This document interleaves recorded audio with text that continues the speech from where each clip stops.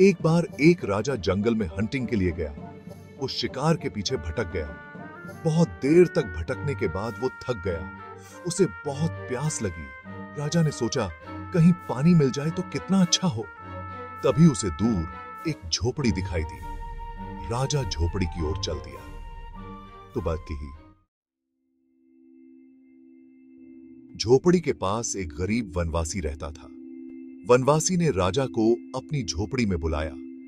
उसने राजा का बहुत आदर सत्कार किया। वनवासी ने राजा को पानी पिलाया और फल दिए। थोड़ी देर आराम करने के बाद राजा ने वनवासी से कहा, तुमने मेरी बहुत मदद की। मैं तुम्हारी उदारता से बहुत खुश हुआ। राजा ने आगे कहा, तुम मुझसे जो चाहो मांग सकते हो। वनवासी ने कहा, महाराज, मुझे कुछ नहीं चाहिए।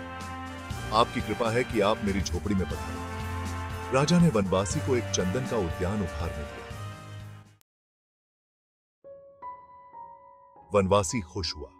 उसने सोचा, अब मैं अमीर बन जाऊंगा। लेकिन उसे समझ नहीं आया कि चंदन का क्या करे।